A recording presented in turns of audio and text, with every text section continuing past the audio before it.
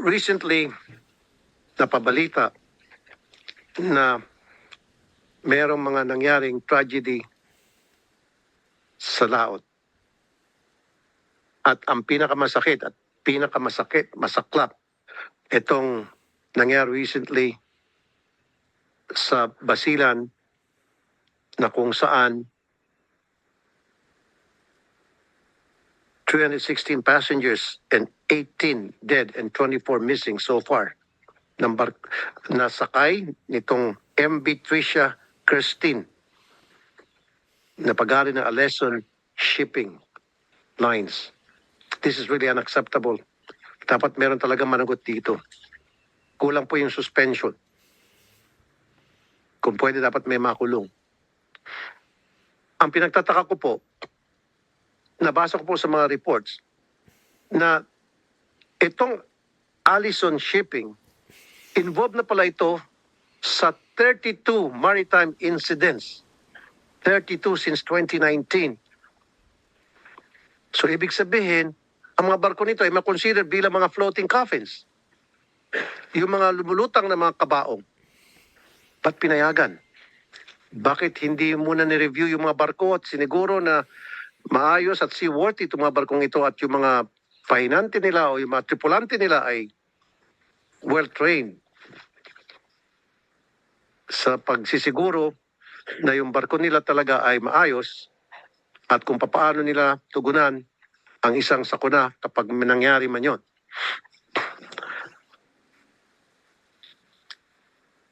Although DOTR is already conducting maritime safety audit on Allison Shipping fleets. Now, andito ba yung DOTR? Anybody from DOTR? Sir. Okay. 32 maritime incidents involved itong Allison Shipping since 2019. Ano nangyari? Bakit pinayagan pa rin itong mga barko nila na pumalaot? At hindi nyo man lang muna sinuspinde o ininspeksyon muna lahat ng mga barko nila? O masiguro na sapat ang training ng mga tripulante nila para siguraduhin na wala nang maulit na aksidente ever again. Sir, for this po, I would like to seek the help of our officer from Marina po. Marina, ibig sabihin, inutil po kayo dyan sa Marina. Sorry to say, really. I'm serious. Look at my eyes. I'm not smiling. I'm not laughing. This is no laughing matter. 18 ang namatay dahil sa kapabayaan ninyo. Kung kayo'y naging maagap, wala sana namatay na ngayon. Unahin na muna natin doon, Engineer Carpio, involved sa 32 maritime incidents. And I would like to know ano ba yung maritime incidents na nakalagay doon sa mga dyaryo. Nabasa ko sa mga dyaryo yan 32 maritime incidents na involved itong Allison Shipping Lines. And yet, wala tayong nababalitaan na sila ay nasuspindi or sila ay namultahan o may nakulong, may nakasuhan, etc. Nada. Why? Good morning, Mr. Chair. Senator Rafi Tulfo, sir. With the 32 mentioned incidents or accidents of their ships since 2019, we have the categories of the incidents which is less serious, serious, and very serious. These incidents, nagkakaroon na po ng suspension. However, yung mga less serious and serious, ito pong nangyari ngayon na panabanggit nyo kanina, yung sa Basilan, this is a very serious kasi meron pong namatay. The sanctions here, yun po, nag-suspend na kaagad. Muna, Yes, sir. Engineer, define less serious versus serious. Yung less serious, ito yung mga very minor. Ibig sabihin, kasama na po dito yung mga walang lives. Walang what? Wala pong buhay na namatay. Kasi yung very serious na po yun. No, Ito yung mga walang buhay na namatay. No. Define less serious sa term ng Marina. Kasi aksidente, may nangyari aksidente, Yes, sir. 32. So, bakit mo nasabing less serious ang isang aksidente? Ito po yung halos nagkaroon ng near miss siya na halimbawa nagkaroon lang ng grounding, Anong grounding, sir? touch, yung nagkakaroon ng barko ng touch bottom, Ano po yung touch button? yung kanilang hull ay nakatapat sa sand, sa sad po. Ito po yung mga... Are you sure? Taga-Marina ka? Mukhang nautal-utal ka. Tinutulungan ka pa ng Coast Guard. Sir, taga Marina po ako. Oh. Okay. Capable ka ba sumagot sa mga katulungan ko? Mukhang hirap na hirap ka. Ang sumasagot para sa iyo ay Philippine Coast Hindi ko Guard. lang po kasi meron talagang definition sa aming memorandum circular. However, hindi ko na rin po naalala kung ano yung... Pero po ang... Sir, alam mo kung bakit aminin ko na mainit ang ulo ko ngayon? Kasi may namatay. 18. Yeah. And meron pang 24 missing and we don't know what happened to these 24. Kaya kanina patawa-tawa ka. Hindi po. Now, sa 32, sir, ilan ang barko, ilan dito sa 32 na reported accidents na ng nitong mga barko ng Allison Shipping? Ilan ang lumubog since 2019? Ilan na ang namatay total? Do you have those figures? Wala po figure but I can submit, sir. Okay, ang sunod kong tanong. So 19 na pala, whether less serious or serious, 19. I mean 32 since 2019. What did Marina do? With those incidents, nabanggit ko na yung mga categories of seriousness ng mga incidents, may mga suspension po. In fact, kasama po ang mga ating mga officers kung talagang they were found na talagang sila ay negligible doon sa kanilang mga functions. Okay, buti pa yung mga staff ko, meron agad definition ng less serious. Andito. Serious, ikaw, Meron po hirap sir, na hirap meron po ka. po ako. Nandito po yung O sige, pakidefine na lang. Mas maganda galing na lang sa iyo. Sige, kaysa galing sa mga tao ko.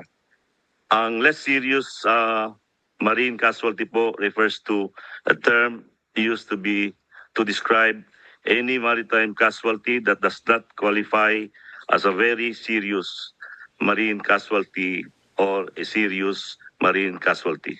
Teka muna, nahilo ako dun sa pagsabi mo. Ikot-ikot. In short,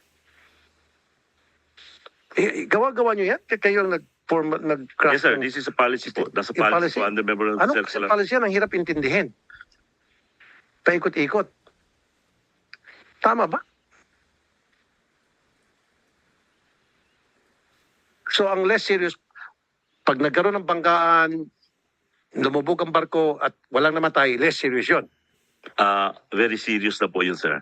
No, serious na po yun. Less serious, serious and very serious. Okay, sige. After this hearing, gusto ko by tomorrow, padala nyo sa akin yung 32 accidents, kung anong klaseng aksidente yun na involved itong mga vessels ng Allison Shipping. Yes, Your Honor. And then gusto ko rin malaman from you, anong ginawa ng Marina. Okay? Now, itong nangyaring aksidente, recently, na involved itong MV Tricia Christine, ang cause of accident is yung lashing ata bumigay. I don't know if I'll be talking to you or to Philippine Coast Guard. Tungkol dyan. Who does the inspection before na pumalaot ang isang barko?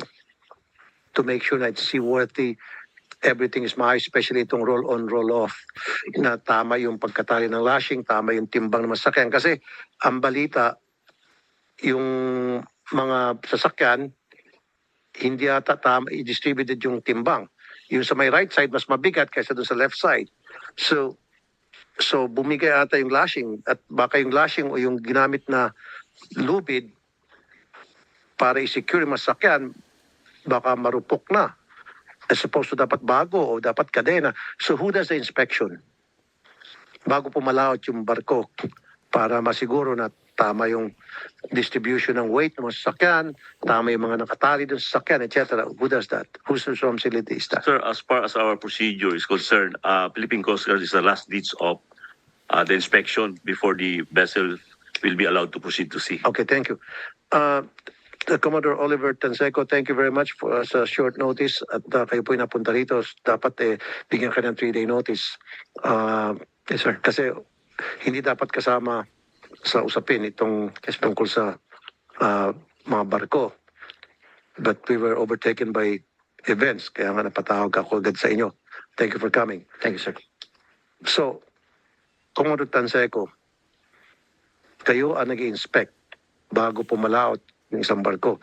So ano nangyari dito sa MB Tricia Christine? So meron bang tauhan ninyo na nag-inspect? Senator Tulfo, sir.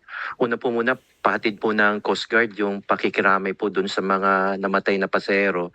At umasa po kayo, as we speak, yung pong ating mga technical divers at yung ating pong ROV, remotely operated vehicle, nandun na po sa site para po kung may buhay pa po, ma-rescue natin. Kung hindi man po, maibalik yung kanilang mga kamag-anak na nawawala. So, asahan niyo po, gagawin po natin.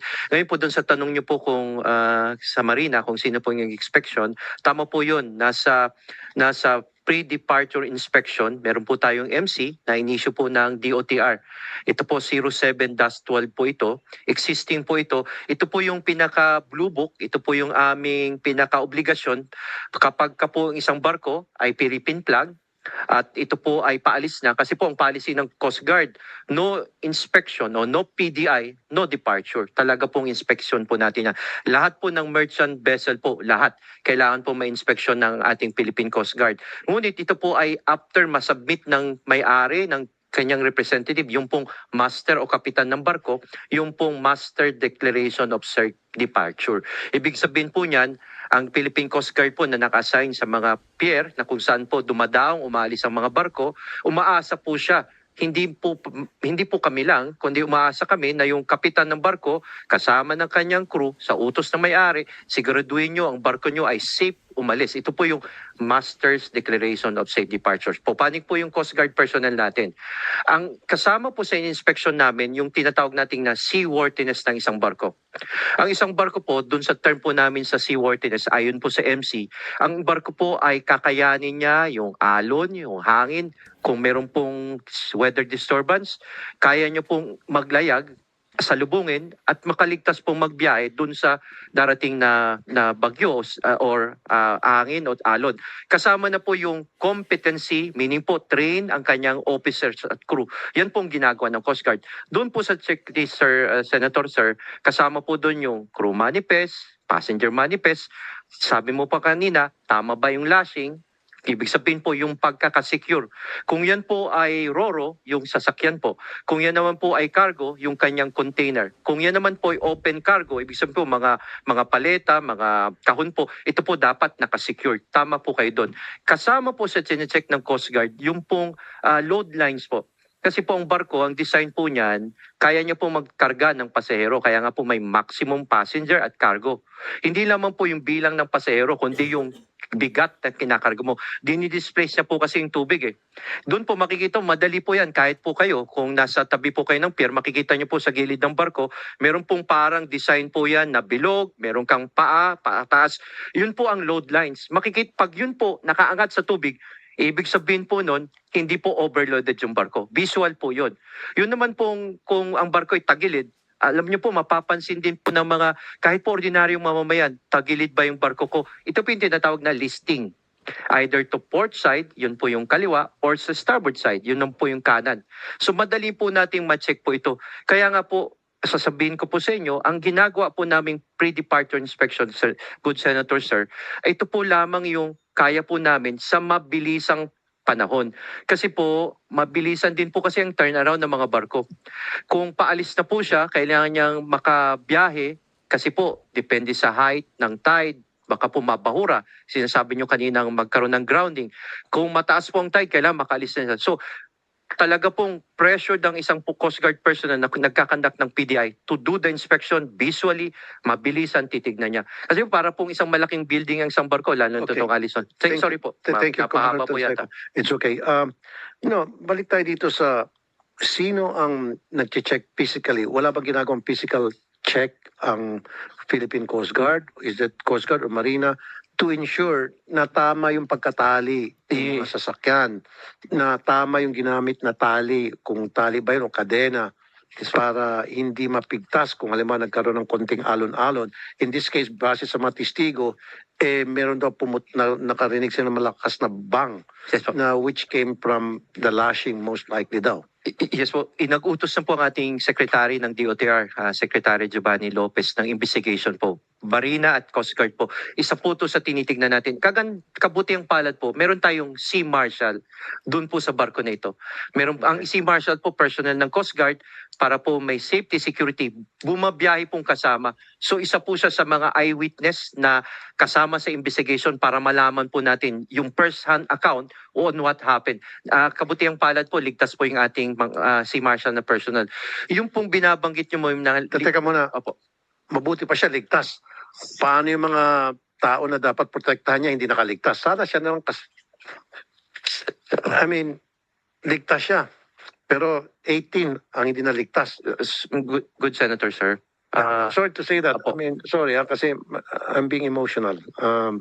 18 ang patay, 24 ang missing, and we don't know what happened to those missing. Tapos parang buti na nakaligtas yung marshals doon. At anyway, Commodore, sir, balik tayo dun sa pag-inspect. Bago sa inspect, most likely kasi nag-tilt tayo nasa right side. Base sa mga reports lang, sinusunod ka lang nakalagay sa reports. So, sinong nag-determine na well-distributed yung weights ng mga sasakyan na nakaload doon? Wala bang, is that PPA o Coast Guard? Wala bang nagtitimbang ng mga sasakyan at nagsabi, oy, ikaw, itong sasakyan ito, 500 kilograms, ikaw, 1 ton, tapos kailangan magkaroon pa ng another 500 para balance na, pinabalance yung weight.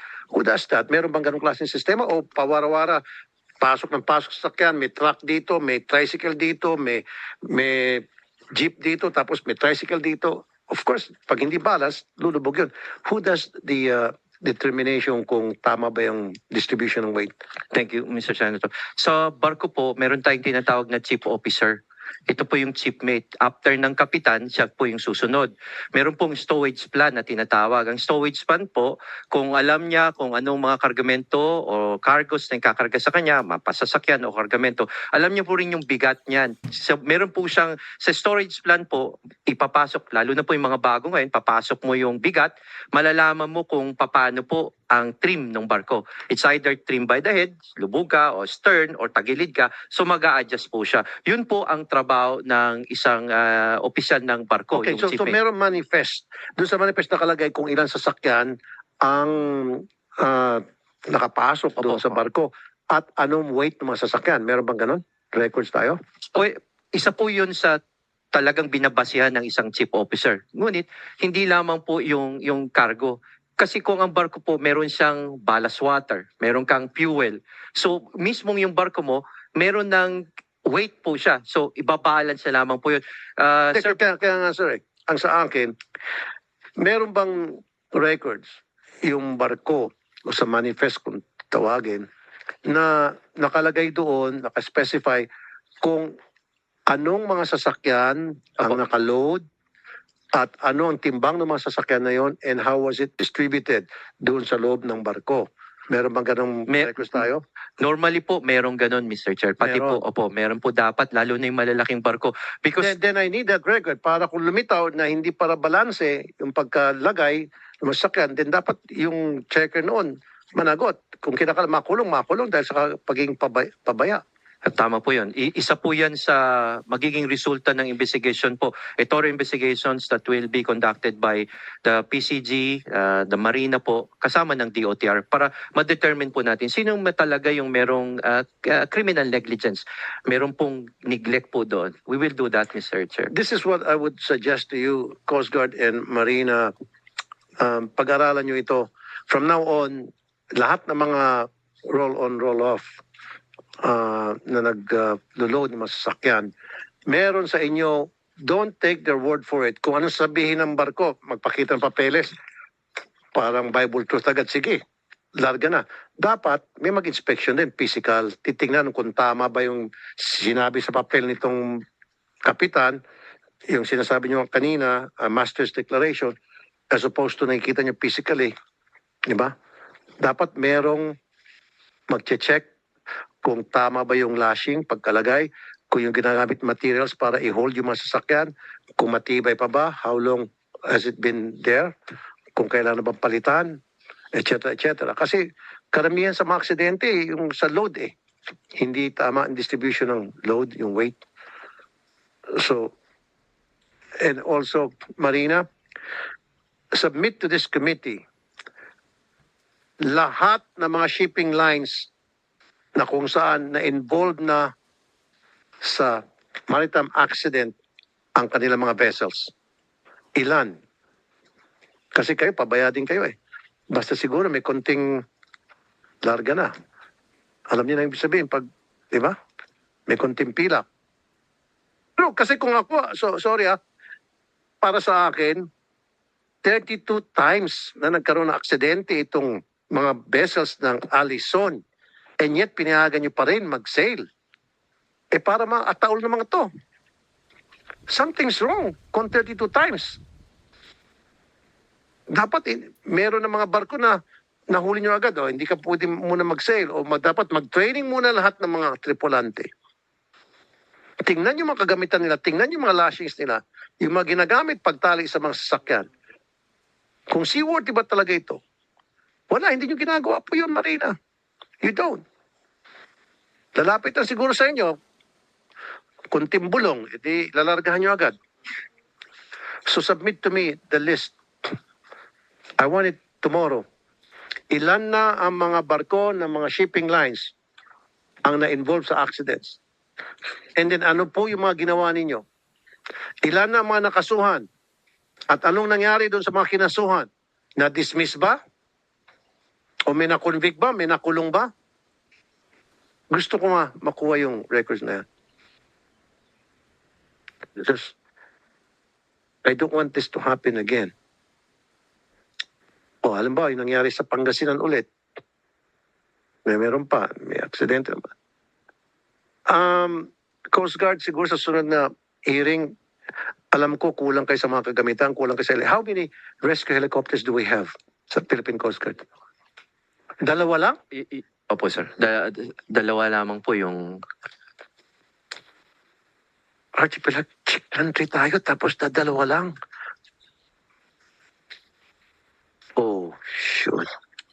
Paano kayo makagawa ng proper rescue kung kulang tayo sa helicopter? Importante po yun. Ilan po yung vessels meron tayo, rescue vessels? 600. Yung nasa area, hindi total. 40. Yes, sir. So far po, yung binibigay po dito, kung rescue operations sa sitwasyon po nung Devon Bay, na open sea po yan, meron tayong 40 na available. 40. Opo. So, importante sa helicopters kasi mas mabilis to. Tama po yun, sir. Para po immediate yung rescue and to guide our vessel on the ground. Kasi po, nasa dagat po, mas maganda talaga. Hindi lang yung bilis, kundi they can coordinate yung rescue operation.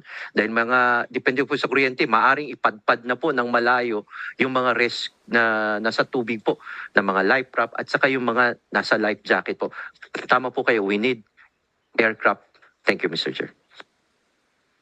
Ilan ang ideal na number of helicopters ang dapat meron tayo, meron Philippine Coast Guard, para makita mo yung ratio doon sa kung ilang barko ang bumibiyahe at sa laki ng archipelago. Ilan ba dapat? Mr. Chair, at the very minimum po, dapat ang bawat district po natin, mayroon pong 2. Kasi based on evidence, bibihira yung district na hindi po nasasalanta ng calamities, incidente sa dagat. So if there are 2 rotary, meaning po helicopter, that can provide immediate assistance, kung po pwede po, may dagdag pang mga islander that can do long-range reconnaissance ng isang area, be it anti-oil spill, oil spill response, rescue po. Yun po sana. Dalawa, bawat district. We have 16 districts po. So 32. So, kung yun po ang tanong niyo po. 32 helicopters. Yes po, sir. Medyo marami na. Ewan ko kung Uh, ma-approve Yeah. yan. Okay. Pero siguro pwede, siguro for the meantime, pagtsagaan mga 10 o 12. Kaysa naman dalawa lang. Opo, tama po yan, Mr. Chair. What we will do, we will strategically position po yung mga helicopters po natin. Kung magkakaroon kami para po yung scope po ng coverage niya based sa kanyang range at saka yung response time. Because very important po yung response time. Dahil sa dagat po, hindi nga tayo nagyayelo pero ang ginaw po talaga and hypothermia, yun po talaga ang maaaring ikamatay ng ating mga nasa dagat po na kahit po naka-life jacket if they're not wearing thermal suit po talaga. So gagawa ko ng bill sa modernization program ng Philippine Coast Guard. Isama ko yan. Right. Yung requirement ninyo na para mapaganda yung inyo pong trabaho sa rescue operations, magkaroon nga ng maraming helicopters. And for the meantime, sa next year's budget, then I would propose na dagdagan yung budget nyo para doon sa helicopters. Meron kayong mga drones? Meron po tayo mga drones at ito po ginagamit din po natin, Mr. Chair. But also sa aming ngayong pong budget, we're also requesting for additional drone. Yung mas capable po sana na long range po siya, kahit po medyo masama yung panahon, mahalakas ang hangin, that can provide awareness po doon sa area. Yes, Mr. Chair. Okay. I don't know kung pwede sagutin ito ng Marina or Coast Guard. As far as I know, dapat PPA ito. During the previous hearings, pinupose ko rin na magkaroon ng x-ray doon sa mga sasakyan na iniluload sa mga barko. Wala, we don't have that. So, one to sawa, ang mga smuggler maglagay ng mga drugs, baril, granada, or anything for that matter. Kasi ang ginagawa, random lang eh. Wala pang ang aso eh. May nakita ko aso minsan, payatot, malnourished, parang dekorasyon lang. Kinuha lang ata sa kalye, tinala ng lubid. Kunya, dekorasyon. And it's not working. So, responsibility ba ng Marina or ng PPA? Your Honor, it's PPA. Actually, PPA. the cargoes. Nandiyan yung PPA? Okay, PPA naka-zoom. Virtually present. For PPA, we have Mr. Aeskelus Grexy Acob, virtually present. Mr. Acob? Mr. Akop? Ayan. Good morning, Mr. Chair. Naririnig po ba ako? Yes, loud and clear po. Kaya lang Ayun wala ko kayong visual. Yes, Kindly turn on buksan ko your lang Aking po. video. Video. Yes po, binuksan ko po. Ayan. Go ahead Ayan. po. Ayan Ayan. po. Ayun, so, Yes. ayun po, good morning, Mr. Chair.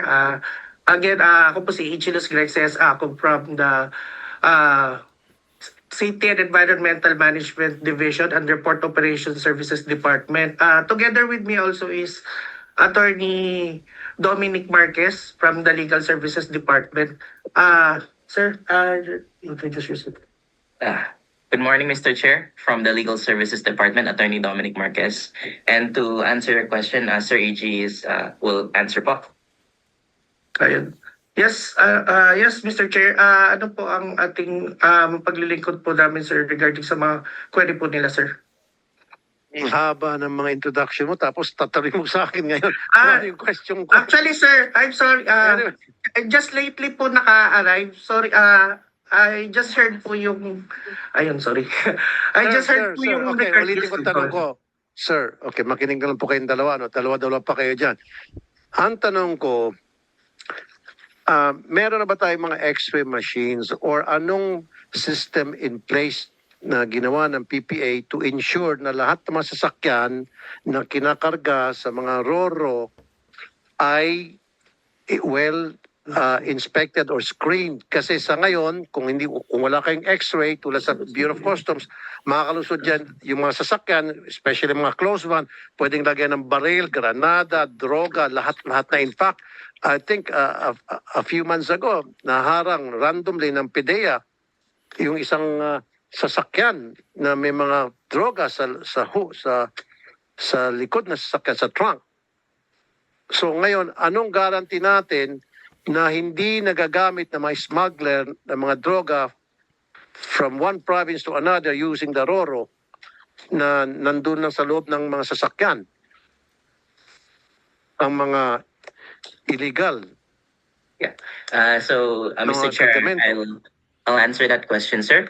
So currently, the Philippine Ports Authority is continuing to procure more X-rays machines as well. And actually, today we're having a meeting with PDEA with regard to with regard to coordinating with PDEA on the K9 units as well. And we're also training our K9 units to be better detecting that as well. So we're continuing to move forward and implement better safety procedures in order to prevent these from happening.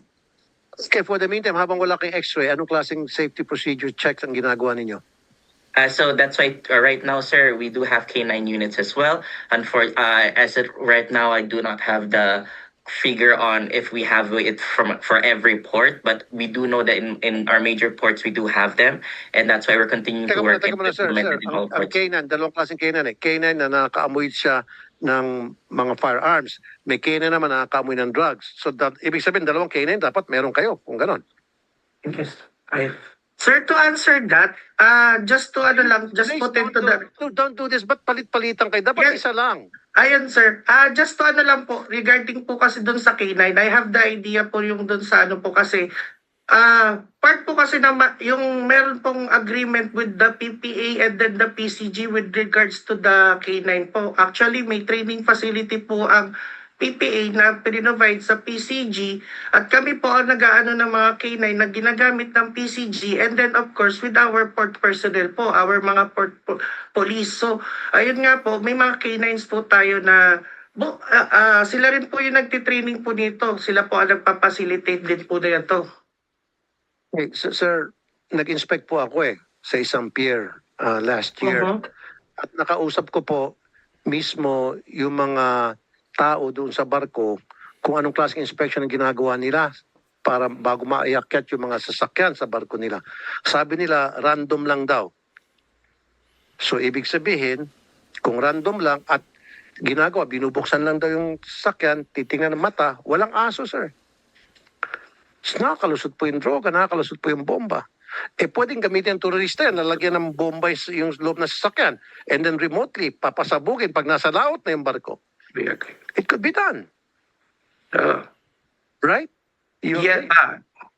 Yes, Mr. Chair. We recognize your yung sa report na inyo na-receive.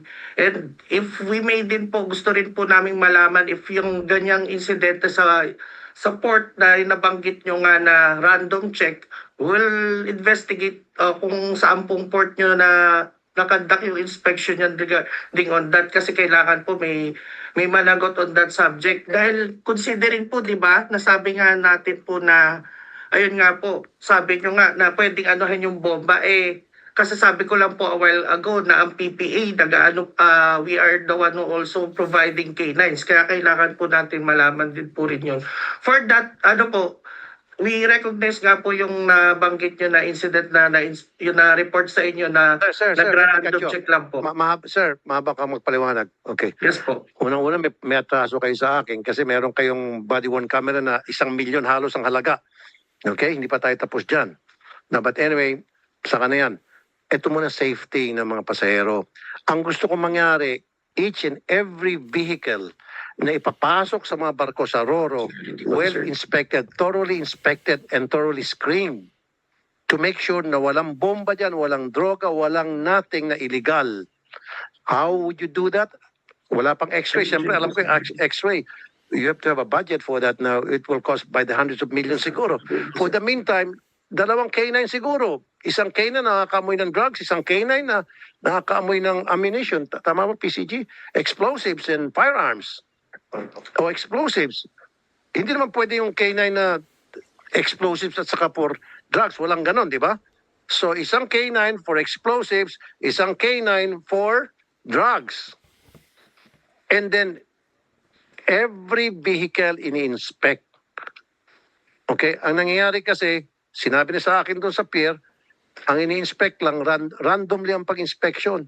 Sabi ko nga, kung meron loko-lokong terorista, maglagay lang ng bomba dyan sa loob ng isang van and then remotely pasabugin pagdating sa laot. Inuunahan ko na kayo. Hindi ko ba Yeah. naisip yan? Mr. Chair, our Assistant General Manager for Operations is actually on the way. I do think he will be better suited to answer your questions, and we do apologize for this.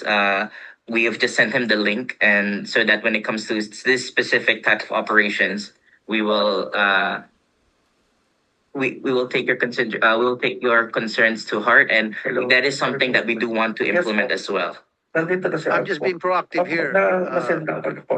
Kayong dalawa, I'm just being proactive na iniisip ko in advance na it might happen. So before it happens, Opo.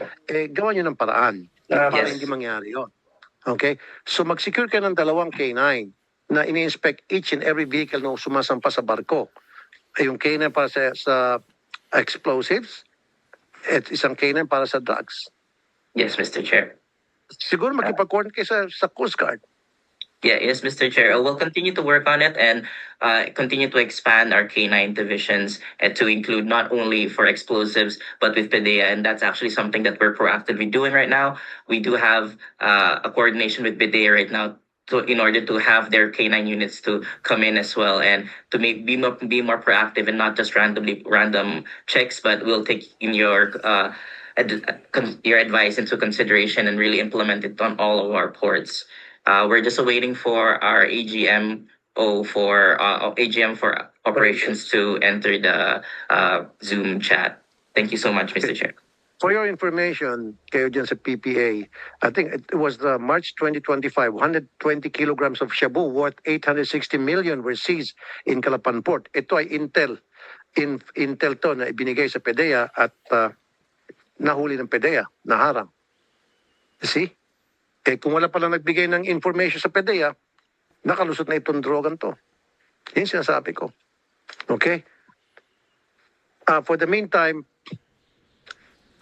ang request ko, dapat meron 2 K9.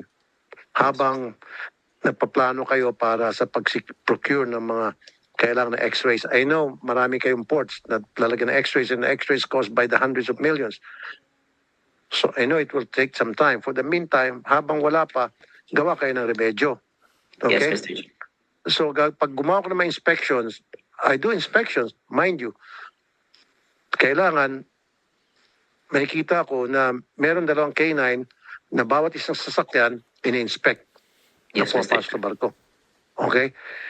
Sige, thank you, PPA. Na balik ulit tayo dito sa Marina and then later on punta tayo sa TNVS and Philippine Coast Guard. Philippine Coast Guard and Marina, anong napulot nating aral dito sa nangyari sa MV Tricia? Ano yung mga gagawin yung hakbang para hindi na maulit ito? Ano yung nasa plano, programa po ninyo? Marina. Mr. Chair, sad to say that siguro yung sa amin naman ay yung frequent inspection of the vessel, not only to do it annually, but we have to do it by maybe there's a endorsement every 6 months. Kasi right now, our policy is every year to issue a safety certificate. So perhaps yan po yung isang suggestion. The only thing that siguro problema lang din namin is we lack personnel, actually. That's the dilemma of Marina. We keep on asking for additional personnel because yung nga, nabanggit nyo rin kanina na this is... How many inspectors do you have as part of your personnel? For now, we have around less 100, maybe 90 to 100. 90 to 100? Yes. Less pa ba yan? Yung 90 to 100? Ilang bang barko meron tayo? We have about 10,000-12,000, including motor bankas. Okay. Motor bankas representing around 75% to 80%. So, and then this is islands. So how many more personnel do you need? We need around to double that, hopefully, if we can, because we are also attending seagoing ships, home-ported ng Philippines.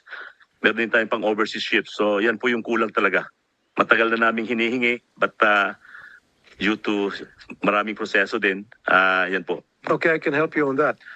Pero for the meantime, yung sabi ko sa'yo kanina, ulitin ko for the second time, yung mga vessels ng isang shipping lines na paulit-ulit na involved sa accident, or yung shipping lines na kung saan yung mga vessels nila palagi na involved sa accidents, I want a list of those shipping lines.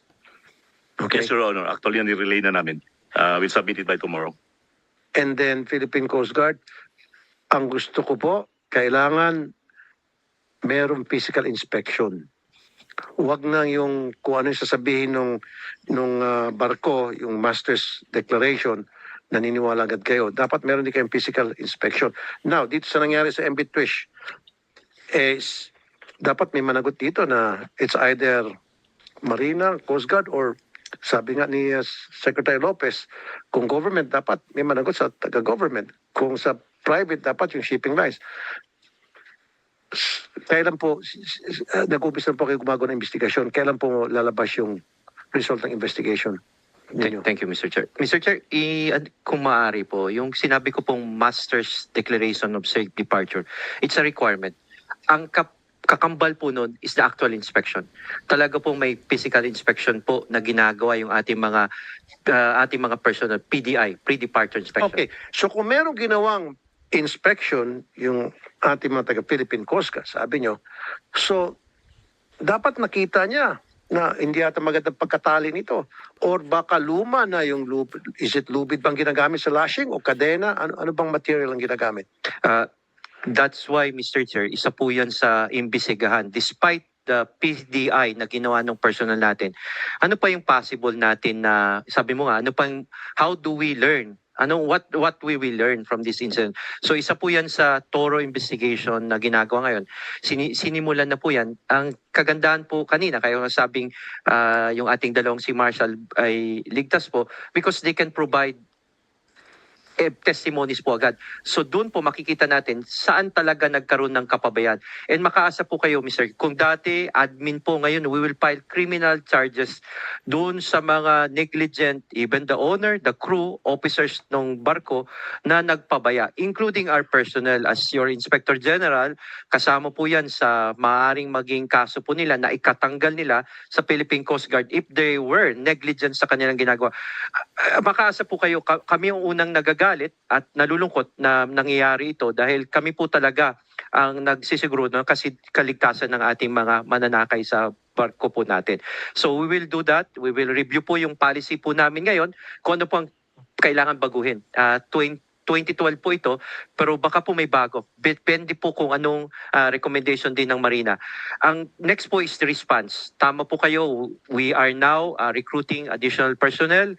Maganda po yung nangyari sa 2026 because of the Senate and the Congress po. May dagdag po kaming budget to procure additional vessels. So yung po mga barko pong parating na may kaliitan, papalit po namin doon sa mga barko pong malalaki para po mas ready po silang mag-respond. So that's part of what we're doing right now, Mr. Chair. At then po, makaasa po kayo, we'll provide copies po ng resulta po ng investigation para po maging recommendatory po ito for other PDI in the future po. Thank you, Mr. Chair.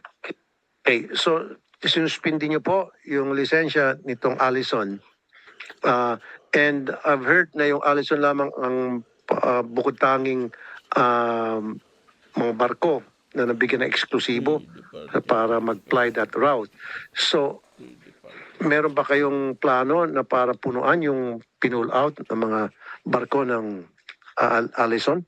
Tama po kasi ito yung talagang means of transportation nila sa area. Una po, yung mga ibang shipping lines na may suitable vessels po na pasado rin sa inspection po sa audit safety, papayagan po natin provisionally. Yan po ang pahayag po ng DOTR. Provisionally, bibigyan po natin ng prangkisa o franchise or we will allow them for the meantime na travel po dun sa area. Punuan yung nawalang ruta po ng Allison Shipping, yung kanya po lamang passenger. In the meantime po, yung ating pong 40 meters po na barko ng Coast Guard, nagbigay po tayo ngayon ng libreng sakay dun sa mga pasahero para naman po hindi po maatala yung kanilang travel from their home island to to their destination po. So libreng sakay po yan, makaasa po kayo. Kung may kailangan pa, i-review po natin kung need po magpadala ng additional vessel po ng Coast Guard para po mapalitan. Dahil marami po na marami pong mapipilayan sa pagkakasuspende po ng barko ng Allison na kinakailangan lamang po. Okay, ano na status, Commodore Tanseco, nitong 24 na missing passengers? Right now po sa last na tally po natin, 10 na lamang po yung nasa data po namin na nawawala. Based po doon sa manifest, doon po sa na-rescue, yung pong kung magtatali po tayo, sumatotal, 10 po yung nawawala. Kung meron pa po, that's what we expect to find out. Ngayon po na nandun na yung ating mga technical diver kasi may kalaliman po ito. So walang overloading dito.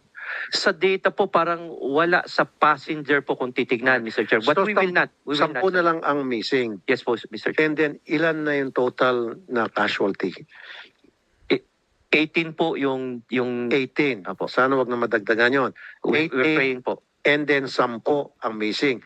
Ilan yung na-rescue? And Kung kumusta na sila? if we can compare po yung data, 316 po yung mga So na-rescue na po. nagtatali ba yun sa manifest ng barko? Yes po, yung kanyang Total? yung kanya kasing maximum passenger capacity hindi pa naman po na breach. Ibig Hindi, sabihin, pero ibig sabihin, doon sa manifest, ilan ang nakalagay na passengers altogether? Versus doon sa, sabi nyo, 18 ang namatay at 10 ang Yes po. missing, and then 300, ilan sabi nyo? 300 ang 316 survivors. Kung i-add mo yan, tumutugma ba yan doon sa manifest ng barko bago pumalaot? yun po ang isa rin sa ginagawa po ng investigasyon, mukha pong may hindi nakalagay doon sa manifest, doon sa mga pasahero. So, bine-verify po namin kasi isa po yan. Ayoko pong pangunahan yung investigasyon na ginagawa, Mr. Chair, pero isa po yan sa inimbestigahan po natin. Kasi yung... So may ibig sabihin, may overloading. Kasi kung hindi tumutugma, tapos sabi nyo, nakalagay doon sa barko kung ilan lang maximum na allowed para sa passengers and then nag-over sila, then that's overloading. Mr. Chair, kung titignan po yung allowed passenger capacity ng barko based sa kanya pong registration, 352, so hindi pa rin po Okay, so hindi pa rin overloading. hindi pa rin po. Pero Okay. hindi po ibig sabihin yan walang overloading. Isa po yan sa imbisigan natin. Tama ba yung lashing? Maayos ba yung barko? Hindi siya ba seaworthy? Overloaded ba siya o hindi? Isa po yan sa gagawin. So 344 passengers lahat. Kung bibilangin natin yung rescued, 18 namatay, 10 missing, 244 passengers. Ilan yung nasa manifest nila? 344 ba o more? Sa manifest po, 344 po yung total, Mr. Chair. Passenger of 317, crew of 27, so 344. Okay, so tumutugma. Opo. So walang overloading. Again, hindi pa po tayo tapos sa investigation, so we will find out po, Mr. Chair. Anong tawag doon? Hindi overloading pero may mga pasahero na wala sa manifest. So how would you deal with that Yes po, Mr. Chair. situation? If I may po, Mr. Chair. Pag sinabi po kasing overloading, hindi lang po yung passenger, but also the weight. Hindi, mamaya na yung weight. Opo, Doon muna tayo sa passengers. Ibig sabihin po doon, Overcapacity siguro ang tawag doon. overcapacity or Over passenger undeclared, capacity. undeclared po yung kanyang mga passenger. So why would a vessel do that? And ano yung maging penalty sa ganun? If I can repeat. Kasi sabi niyo, there's a possibility na mayroong mga pasahero doon na wala sa manifest. Kawawa yun. So paano mababayaran ng insurance yun? Mr. Chair, pwede ko po bang ilipat sa Marina for the At Marina. sanctions po? Thank you. Your Honor, thank you. Meron kasing policy talaga, no ticket, no boarding. So it's a matter of the control, sa port na po yun. And then the second check is the Coast Guard na rin, counting the So meron, Coast Guard, meron kayong ginagawang head count, right? Meron po, Mr. Chair. Simula po nung sinabi mo na magbantay, isa po yan sa dinagdag natin, yung mag-head count. Okay. Kaya po doon sa pier, pag dumaan, nagka-count po tayo ng mga tao. Sa maliliit na barko, meron pa pong number na hawak, may ticket po Mhm. para po ma-check natin yung sa maximum versus sa actual loaded po. In this case, isa po yan sa imbisigan natin if indeed gaano kalalim yung ginawang pagbibilang ng ating personnel bago po mag-depart. Kasi po maaring nasa, wag naman sana, maaring hindi nyo nakita, nasa CR na doon nagpunta. Kaya talagang dapat po check-in talaga yung barko. Okay, two things na lang. Compensation. Marina, may insurance ba itong barkong to, itong lumubog, itong MV Trish? Your Honor, opo, meron po silang passenger insurance coverage. Okay. Lahat ba ng mga pasahero taken care of? Yung whether na ospital, yung mga nasawi, yung pamilya ba na compensate na maayos? Ongoing po yan, Your Honor. But there's already an emergency assistance sa kanila for those who are... Magkano binibigyan ng emergency assistance? Ang sa policy is 50,000. Para sa namatay? 50,000 lang? Hindi po. Yung mobilization, yung assistance kaagad, emergency sa hospital, yung mga survivors. And then sa namatay is 200,000 po 200,000 per... per passenger, per casualty. Yan po sa policy. Ganun lang ba ang halaga ng buhay ng tao? Yan po yung nasa policy. Good morning, Mr. Chair. Sorry, sir. Francis Alpa, sir, from the United Filipino Consumers and Commuters. Sir, in line with what was said about the emergency fund, we would also like to raise that this fund, upon our research kasi, is after claiming. That's 30 days after the claim. We would like to assess You're trying to point out, Mr. Alpas. this emergency fund, sir. It's essential. Some of the survivors, they're survivors now. So are you from the shipping lines? Sir, no, we're representing the commuters, sir. Okay, These people that that survived, they need assistance right away. correct. So some of the things that we want to push is this assistance dapat not after the claim. This emergency assistance should be immediate. Kasi Correct. sir, the families, the people that are already at sea ngayon, they're not in their provinces ngayon. They're somewhere else. They're in hospitals. Right. So for the families to go and do this, we propose na dapat emergency and immediate yung assistance sa kanila, sir. Very good. Thank you, Mr. Alpas. Yeah, Engineer Carpio, dapat ganun nga. So, ang gusto niyo mangyari after, pag nag-claim na, dapat immediate. Sir, nabanggit ko nga kanina, Your Honor, merong immediate kaagad. Under our policy, meron tayong immediate na sinasabi. For everybody. Yes, for everybody. Okay, so meron kayo immediate funds Yeah. para dun sa... For the insurance, it's insure to So, pari man na ospital, so kayo nag-handle noon. Meron pa bang nasa ospital o lahat okay na yung mga na-rescue? I'm sure merong nasa hospital po. So, yun po yung sinasabi kong 50,000 na idodole out. So, dapat babayaran nyo lahat ng gastos sa ospital. Walang babayaran ni 5 ang mga na-rescue ng pasahero That's, sa hospital bill. yan po yung policy na nag-provide po na sinasabi. Okay, on top of that, wala bang danyo sa policy? Ang lagay na-rescue nga sila, lutang-lutang sila sa dagat, pero dapat meron man lang danyos. Pag-aralan yung policy na yan, Yes, Your Honor. insurance policy na bukod doon sa nasawi, dapat yun sa mga na-rescue, buhay, na hospital, bukod doon sa hospital bills nila, dapat meron silang compensation doon sa tinatawag na danyos. I'll take that and consider that, Your Honor, for up to sa aming policy review. Magkano ang policy sa sa mga namatay? 200,000 na. 200,000 po. Pag- It used to be 50 lang yan, tapos in-increase namin ng 200. At sabi nga nyo ngayon, medyo pwede po nating Napakababa po yung 200,000. we'll review our policy. Magkano po yung palibing? Magkano po yung, di ba? Yung burol, etc. Magkano yung mawawala, especially kung pati di pamilya. Diba? Kung meron siyang 2-3 anak at siya lang naghahanap buhay, sana abot yung 100,000 o 200,000. Hindi tatagal yun. Okay? So, sige po, Philippine Coast Guard and Marina, I want a report coming from both agencies na result ng investigation, thorough investigation. Of course, meron ng order ang DOTR. So, this committee would also want to have a copy of furnished of the result of the report, thorough report that would be conducted by both agencies. Yes, Mr. We will provide po, sir. And then please, wag na po sana mangyari ito. Do everything in your power na lahat, pag-isipan nyo yung mga pagkukulang na kita nyo na mapunuan at hindi na maulit po to. Yes, Mr. Chair. We will do po. Thank you.